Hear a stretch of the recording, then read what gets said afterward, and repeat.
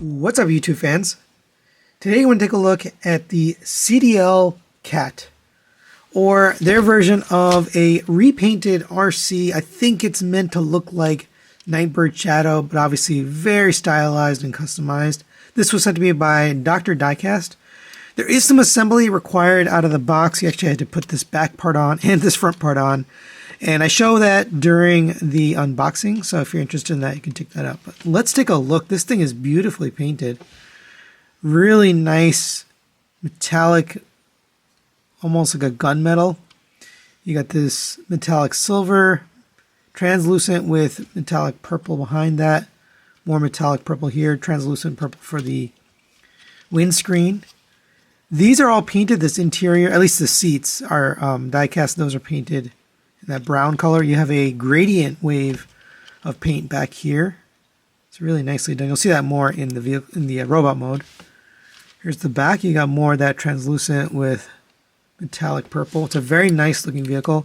You do have to have it transformed perfectly for it to sit flat. You can see the hands back here and the head up here. They just barely clear those wheels. So you can roll it, but it's close. It's tight. You really don't have a lot of wiggle room there for error. But overall, it's a pretty nice looking vehicle mode. And for quick size comparison, there it is next to the Magic Square Optimus Prime. Fits in nicely in vehicle mode with the Masterpiece scale. So you can kind of pretend it's a Nightbird or an RC, Evil RC. There you go. All right, now let's get it transformed into robot mode.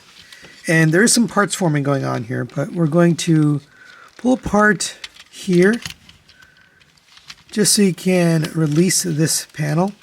It's tabbed in up here as well, so these two tabs are sitting here. So you're just going to pull that whole panel off.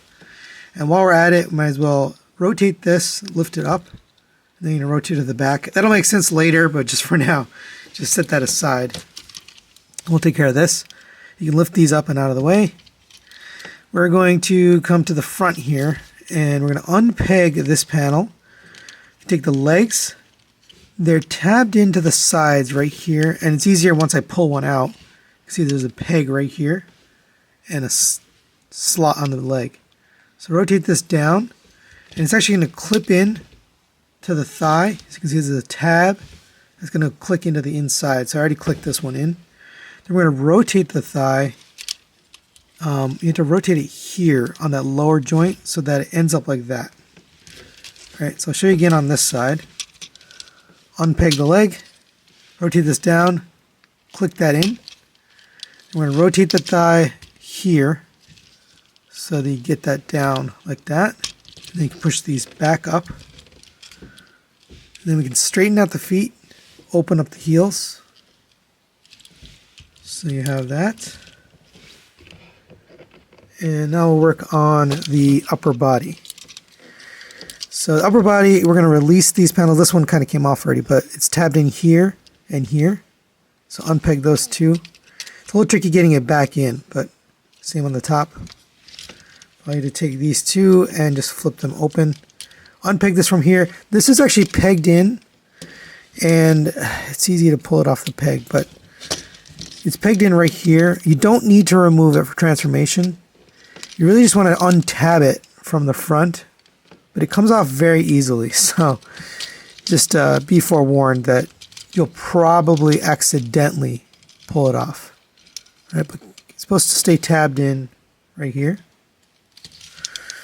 This part here is going to accordion down, and then this part here is going to accordion up. We're going to basically close up this whole seating area so it comes all the way down. This is going to come down and meet on top of there. And you can put these out to the side, basically. I actually think it looks better if you just take those off, but I'll show you that a little bit later. All right, now we'll work on this upper body part. Take this. This whole panel is going to come down. Bring the arms out on these two die-cast arms. Arms on the arms. Bring this down. You can see there's a little cavity here. That's going to fit right between the chest. We can rotate the head too, by the way. and bring this down. You can see it's going to fit perfectly in there. So line that up, give it a push, should go all the way down like that. And then this piece here is going to rotate down as well. Just angle these back for now. That's going to sit down like this. This is going to sit down like that. And last step here, go ahead and take the wheel and you're going to rotate that in so it sits flat inside this piece here. All right, and there's Cat in robot mode. Really, really good looking. Got some really nice paint all throughout. Purple, that metallic gray, silver across the arms, brown paint for kind of like the skin part, even though it's not really skin. This gradient piece for the thighs, which we saw a little bit of that in the vehicle mode, but it looks way better here.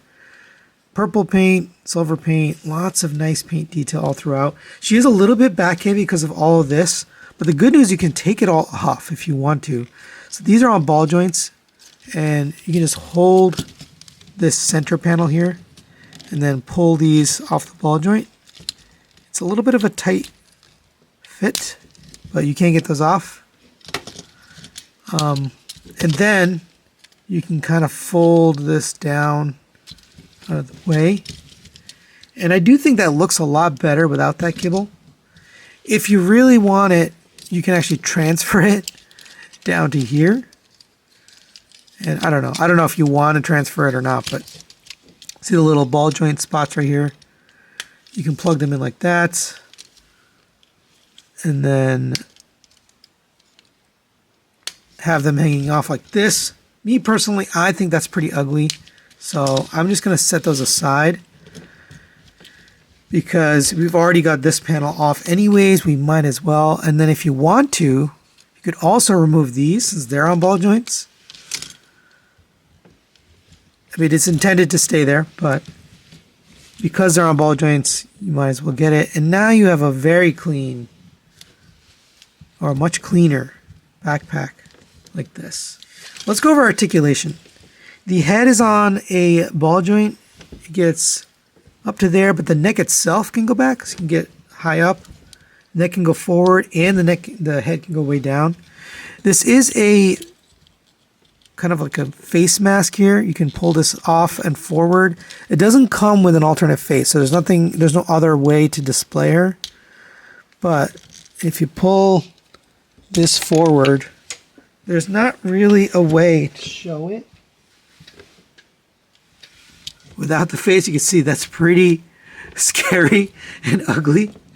So you wouldn't want to display like that. But I just want to show you what it looked like underneath without the mask. So we'll get that back on there. The head is on a peg, so you can pull it off the neck. It have replacement heads or faces on the other versions of this that we got, but this one doesn't happen to come with any.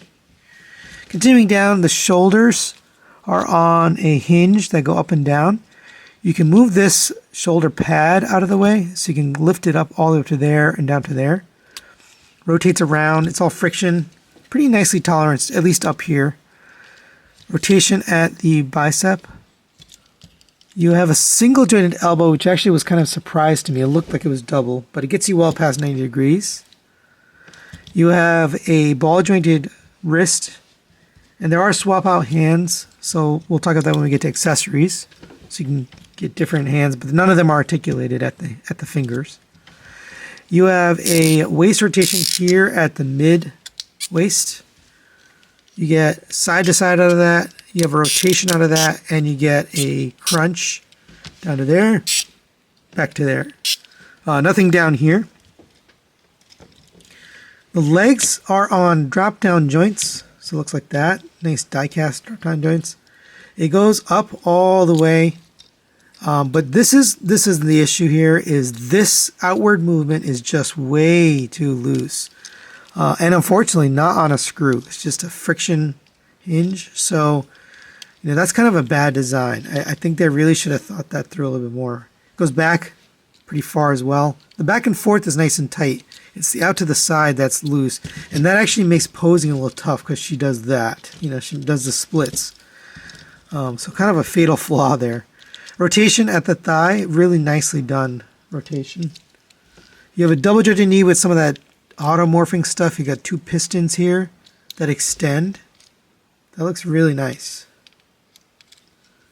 You have ankle rotation, obviously for transformation, tilt forward and backward. It is actually nicely toleranced down there. As far as accessories, I did mention you can mount these extra parts on the side. You can take this, which is why we rotated this to the back, because now this can post onto the side of her arm and make a shield. So that's kind of cool. You can have like a, you know, a battle shield or whatever. That looks pretty good. You also get some alternate hands, which you need for the weapons. But let's just show you them. So they're all on ball joints. You just pop them off. Does come with a fisted joint or a fisted hand, which personally I think is useless because it can't hold anything and it doesn't look that great anyway. So why would you do it? But you do get that. And you get, you know, fisted hand for both sides. You also get a relaxed open hand, slightly different from this one. This one's kind of more open. So you can put this one in. And this will be good for like holding a gun or something. Then you get this pistol gripping hand. Now, this was a really tight fit, so I had to heat it up to get it onto this gun. The gun looks really nice. It's got some nice metallic, I guess, gunmetal and some purple. But to get it on here, I definitely recommend heating up the hand before you put it on here. I'll probably heat it up again to get it off of there, because that's the only purpose for this hand, is to hold this gun. But that looks nice. Good looking weapon. And like I mentioned, you can kind of have her holding it with that other hand. So you can pose it. And you do get the trigger finger hand on the other side as well. You also get a sword, and again, I've put the hand on there. It's a very tight fit, so you're going to want to heat it up and then get it on there. Really nice sword, beautifully painted in this gunmetal gray and then the purple, and sculpted nicely. And again, you can just pop the hand off, pop on the new one. You can see I'm struggling with these thighs because she just loves to do the splits, but that's a really nice looking sword. You know, looks great. You also get an adapter, which you can use to swap the backpack and mount it lower. I'm not going to do it, but you can basically move it so that you can take the backpack and put it on her arm and she can hold it. I couldn't find a hand that actually held this very well. This is like, for a grip. So you can take this entire backpack and make it into like a bow and arrow. You know what, I might as well just show you. So you're going to take this piece here. We'll put these pieces back on. And then you can kind of open them up. You can see that kind of looks like a bow and arrow. And then here's the actual arrow. But like I mentioned, I couldn't find a hand that actually hold this. So it's sort of a moot point, at least in my opinion, because I couldn't find an actual hand that would fit it. So, and the other accessory you get is really kind of silly, but I guess people bought it for this reason, is you can have an alternate chest. It is silicone or rubber. So it doesn't change the proportions or anything. It just literally just gives you the silicone rubber. I don't know. That's a little too far for me. And that's one of the reasons I put the disclaimer at the beginning of this review, because I don't know. That's not really a kid-appropriate accessory, but if you want to have that, you can. And that looks good as well. It's matte instead of a shiny finish, because it's instead of plastic, it's kind of a silicone. The black is still the plastic, but the brown is silicone. But there you go for all the accessories. Looks pretty good. And for a quick size comparison, there she is next to the Magic Square Optimus Prime. Pretty good looking, fits in nicely with the Masterpiece scale. So if you're trying to set up a shelf where you've got some of these, custom fembots, I think it'll work. So final recommendations on the CDL Cat. I think I'm going to give this a 4 out of 5. It was very close to being a 3 out of 5, but this thing looks really nice in the vehicle mode and the robot mode. Very beautifully sculpted, nice paint all throughout. Accessories look great. Everything looks really, really professionally done. There's a couple of little gotchas with this figure. The main issue is the hips, the outward movement of the hips. This is barely standing in this position, and it's that outward movement. It's the only part of this figure where things aren't toleranced properly. Every other joint and every other piece works great, but that part kind of makes posing tough. She tends to kind of like slide down. Now I have it where the hip is locked in right there, so it's not going anywhere. But definitely an issue that, affects posing. But other than that, I think it's a pretty fun figure. The silicone thing, I don't know. I guess I could do without. It doesn't really matter to me. But if that's something you're looking for in your figure, you get it here with this thing. But that's it for today. Thanks for watching, and we'll see you next time.